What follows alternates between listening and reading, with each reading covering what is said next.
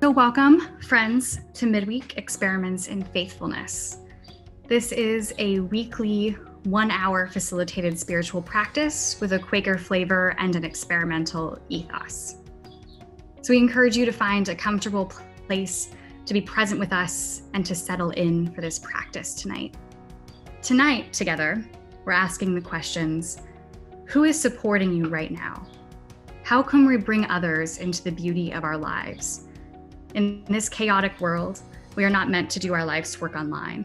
So how can we honor the gifts that others have in our community and complement them with our own? Quakers believe in corporate discernment and support.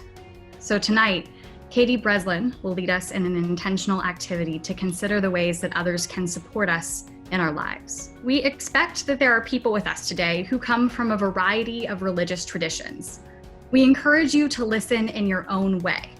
What can you take away from experiencing this in your own personal journey today? Now, I'm excited to introduce you to Katie Breslin.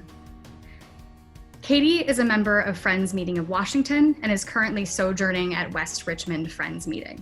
She is a first-year student at Earlham School of Religion. Before moving to Richmond, Katie was the Young Adult Program Manager at Friends Committee on National Legislation. You can follow her on Twitter at Katie Breslin, and you can also check out her work at katiebreslin.com. Again, welcome. We're happy that you joined us. And Katie, it's all yours. Thank you so much, Jen, and thank you to Beacon Hill for this opportunity. I live in Indiana, so the fact that I could do this experimental worship with you all the way, still in the East Coast timeline, but in a slightly different section of it, is pretty remarkable. So I'm really grateful that we have so many people on that are joining us today, and I'm excited to bring this practice to you all. I oftentimes, when I come up with, or when I'm trying to figure out my religious practices, it's either things that give me a lot of joy, things that I'm maybe naturally gifted in, or things that I really love, or they're things that I really struggle with. And today, the inspiration for this practice actually comes from something that I struggle a lot with.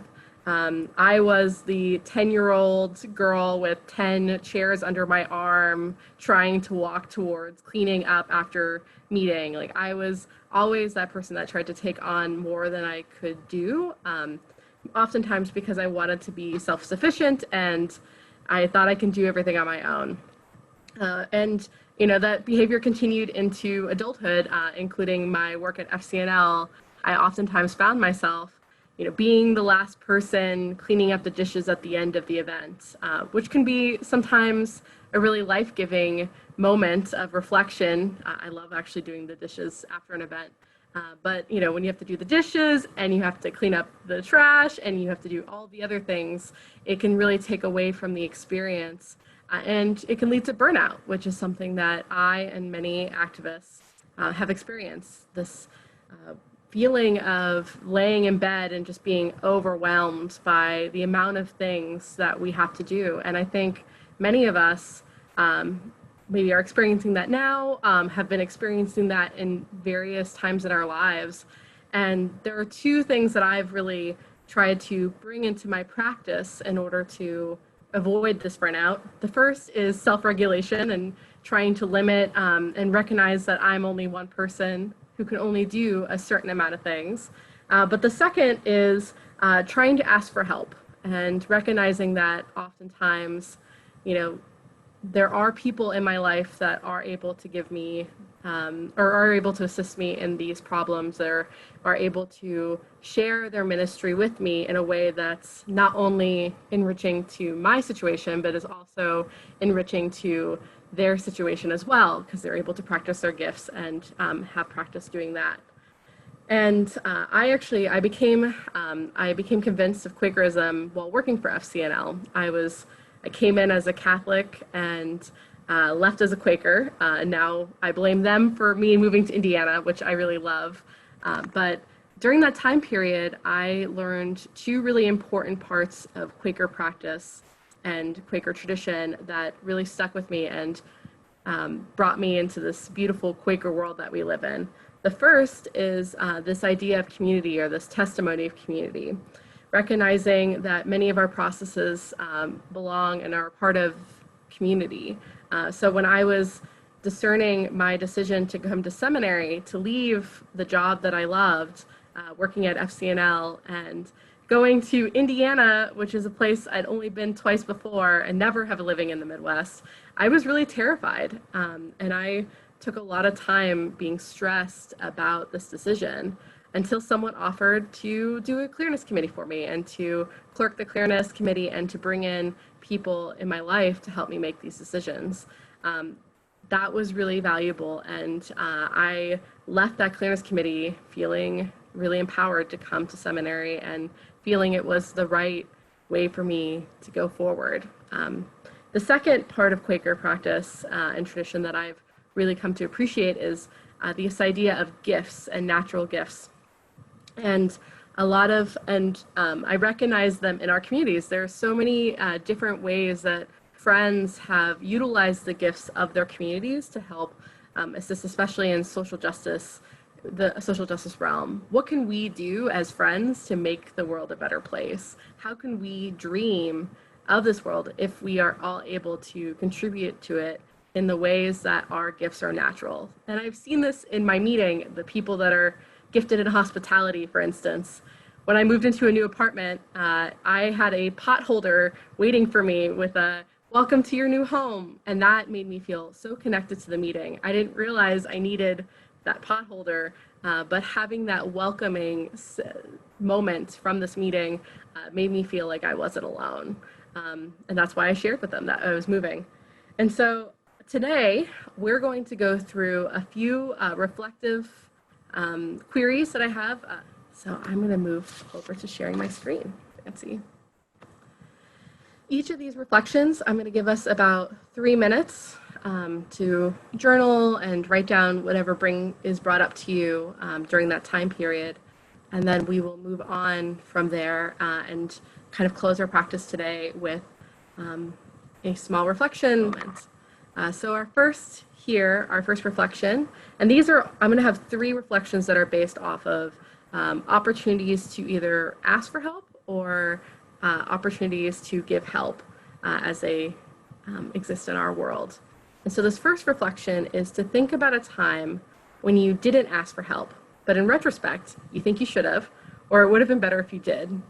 So name one reason why you didn't ask for help, and one way asking for help would have made the situation better. So we're going to take 3 minutes and just think about this and journal a little bit.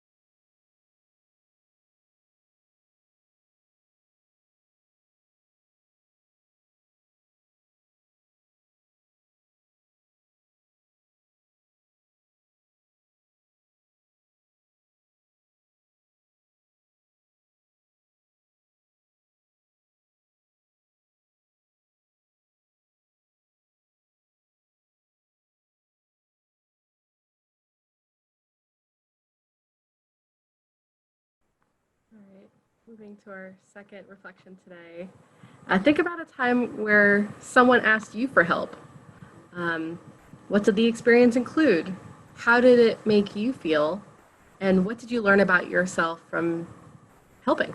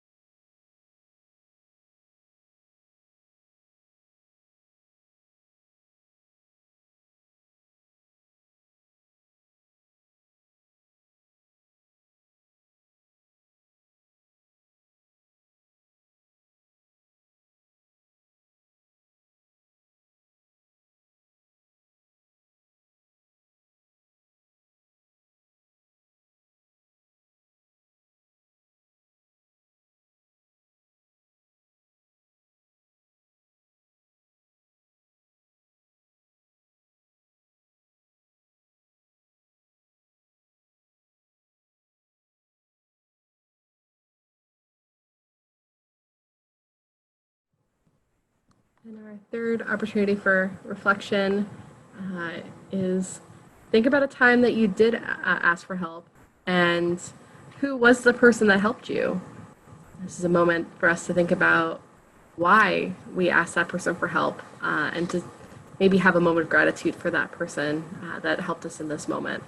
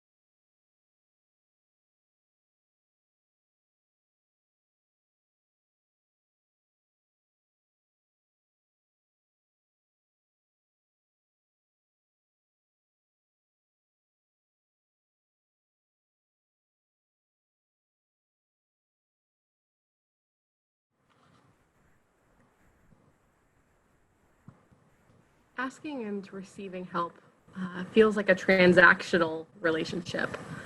This idea that in order to give, you have to receive. And many of us want to live in a world where people feel loved and supported in whatever they do, in the work that they are doing towards making our world a better place.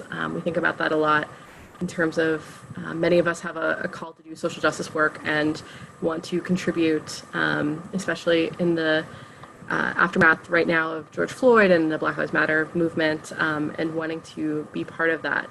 But we also have to recognize that we have to take care of ourselves, and part of taking care of ourselves is also making sure that our movement can stay stronger. So putting your mask on first is sometimes the appropriate thing to do, is to recognize that we need to take care of our own burnouts, take care of our own needs, and doing that in community creates an opportunity for us to connect in many other ways. I answer these questions for myself in a meditative way often, to think about some of the various people in my life that have supported me in my work. And one of the first spiritual practices I took with me in seminary is, you will see this not very beautiful spreadsheet, which is, I have a Google Doc, and I also have a template for those of you that would like a copy of it. But this is I've given you an example, my cat Jada, and I go through these questions to try to make sure that I'm making these connections in a way that is not overbearing or overstimulating one specific person. She and I do live together, so I see her often. But for a lot of people in my life, it's, remembering birthdays, and that's why there's a section in there for important dates or what communities we're part of. And sometimes when I am feeling that burnout or that moment of feeling overwhelmed, even in preparing this workshop or this experimental worship today, I called up someone who was another woman in ministry to try to support this work and to get their advice. There's no reason I needed to struggle, I think, by myself after a point when it was not productive anymore. There's a lot of people that have beautiful expertise, and because we are part of this beloved community, that is one of the gifts that we have. Early friends, when they would do their ministry work, part of supporting a person in ministry was not just making sure that they had the financial means necessary in order to do the travel.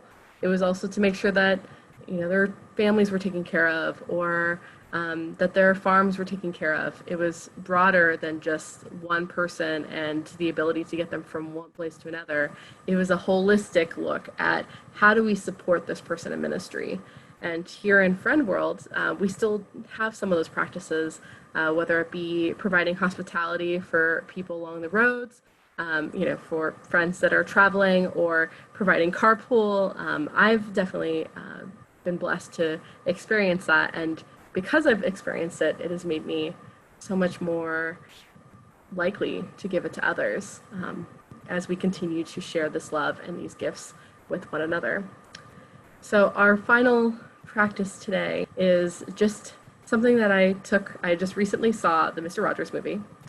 And some of the Mr. Rogers movies, there's two, but the one with Tom Hanks, there's a fictionalized scene that's based off of a real life Mr. Rogers moment, where he was getting his Lifetime Achievement Award, and he accepted it, and he said, will you take 10 seconds to think of people who have helped you become who you are, who cared about you and wanted what was best in your life?